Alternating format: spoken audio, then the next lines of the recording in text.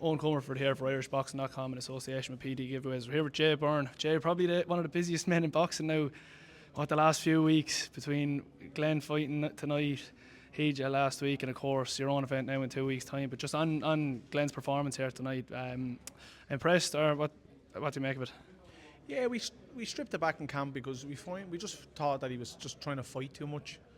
He just likes to fight. So we just stripped it back in camp and just tried to go back to basic boxing. Jab, double jab, 1-2s. Keep it very simple. We felt the fight that we had lined up at Owen, that was the fight we needed to win that fight. Just keep it long, just use your jabs, stiff jabs, nice double jabs, 1-2s, and see how it went from there. Glenn can fight, we know we can fight.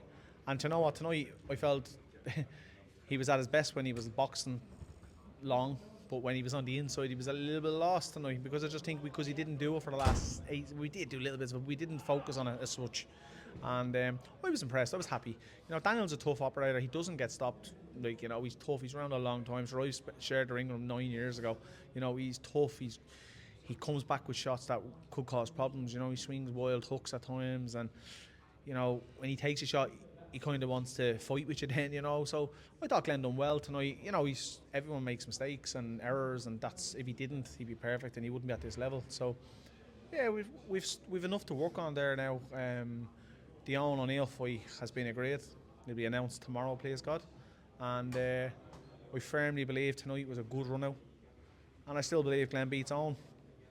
You know, I think if Glenn boxed the way he boxed tonight against Owen, he would have beat him tonight. And I believe when the fight is agreed, or fight happens, he'll beat him still. I have a lot of respect for Owen. And but this is a sport, it's just a competition. Two boys, I'll buy Owen a drink after the fight and I'll go back to being, I'm not his best friend, we're not mates, but I'll always talk to him and give him advice if I can. I've given him advice before, and I've reached out to him before when he was at a low point in boxing, and I will do the exact same again. There's no issues there. Like, it's just it's a sport, and I just believe Glenn will beat him. Yeah, I was just going to say there, it's kind of like, I suppose, bittersweet. Sweet to get the win, but with the domestic dust-up with Owen being lined up, and of course with the, as you were saying, Glenn preparing well and boxing well tonight, you think now after getting the 6 rounds in, it nearly fares more in his favour looking forward towards that fight then? Do you know what, people don't understand boxing from the outside, and they just think, look, we'll fight again or whatever. That fight cost Glenn about $6,000, because obviously he lost his purse. You know, he would have been getting a purse, he would have been getting a percentage of his tickets, and that all went because his ticket money had to go on cost of the opponent. We had to get an opponent in at last minute. Opponents aren't cheap, especially when they're at last minute. And you're running around, you're trying to get flights and you're trying to get hotels booked for them and agreeing on purses and things like that. So he fought tonight for free. And what he was going to get in a purse and percentage of his tickets and that was probably about $6,000. You know what I mean? So it's not just that he lost the Owen fight. People need to look at it and go, you know, financially he took a hit as well tonight. He doesn't worry about it. Glenn doesn't need boxing for money. Glenn has a very, very good job. He's very well educated and he's a really good job and a really good salary. But that's the things that people don't see, you know. He also spent money flying over to P in Holland. He wouldn't have done that if he was fighting a journeyman, you know. He spent that. We were on a cruise with the family. There was 12 of us on a cruise, the whole family. And we were training twice a day. We were doing our conditioning. He was doing his conditioning. We were doing his boxing training. He was eating properly because he was on a diet for a big fight. You know, so he sacrificed the whole week, you know, for the fight. And yeah, it's disappointing, very disappointing, very, very disappointing. I'm not going to go into it, my thoughts on it and the whole lot. I'm not going down that road. I was very disappointed when the fight went. And credit to him again, just get me anyone, Jay. I'm not fucking losing this opportunity again.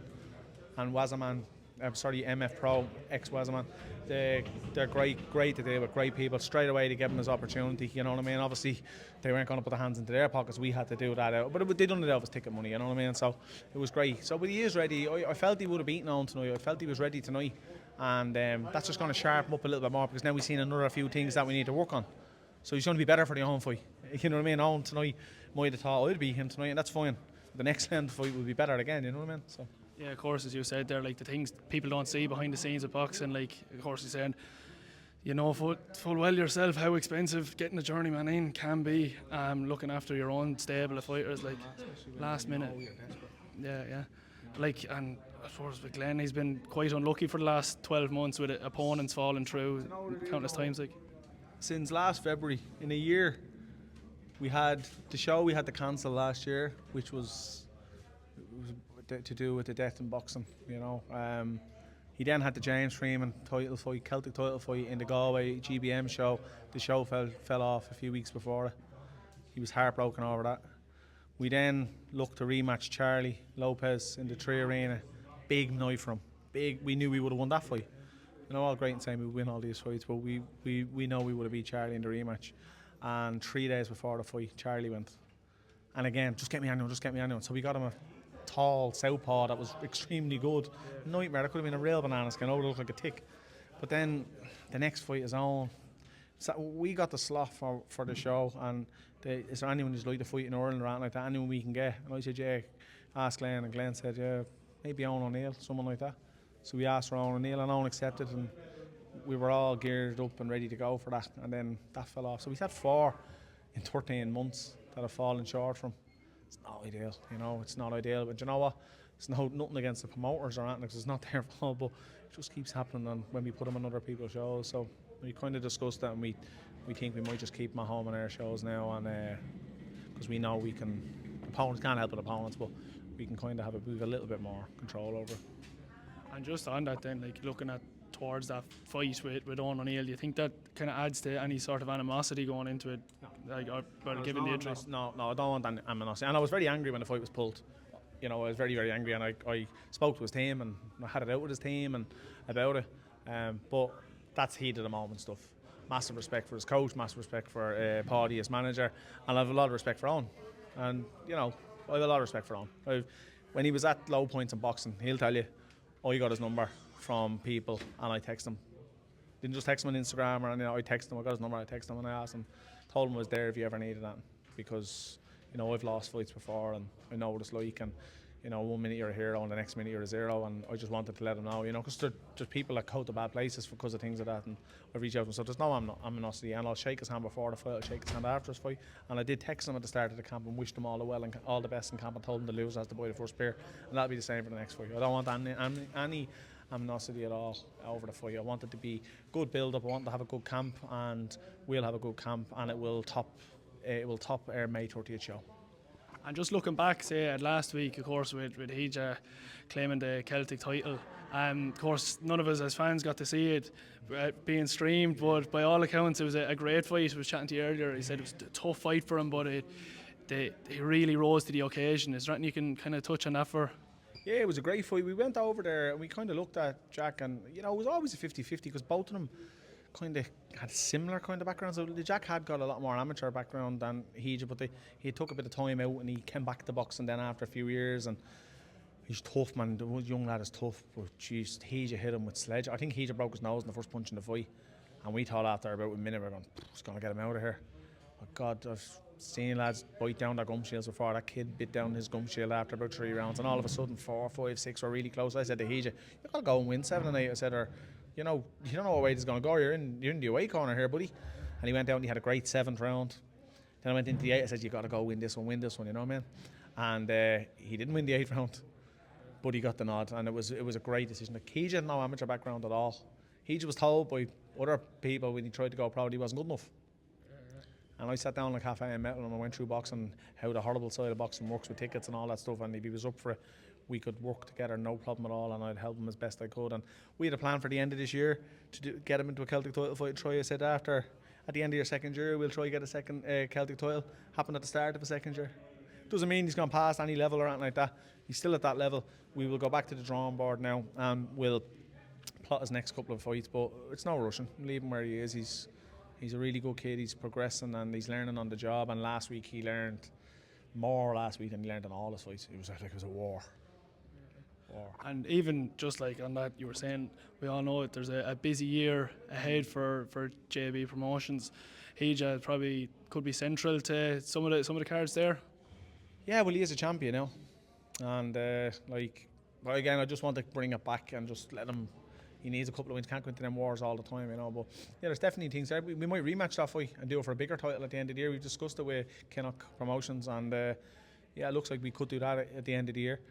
we've Bayo Alabi going to Scotland on the 17th of April to fight Marcus Sutherland, who's another Kinnock boxer. And obviously I was signed with Kinnock when I was boxing, so we had a close connection there. But that's in the Hydro in Glasgow, and that's also now for the Celtic title. It's busy.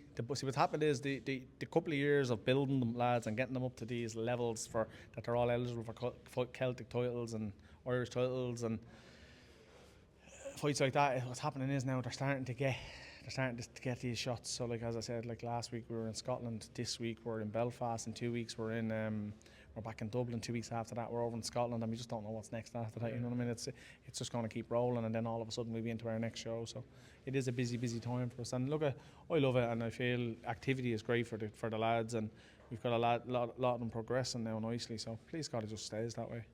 And just on that the card in 2 weeks' time, prior to announcing it, you said it was going to be big. Well, you certainly didn't lie anyhow with the fights already announced. You have, say, with David Ryan, Peter Carr, a fight that'd sell itself. I mean, like. Do you know what? I've probably spoiled myself. I'm happy with the card, but I'm not overly happy with it. We lost Dave Ryan and Senan Kelly. Paul. Yeah.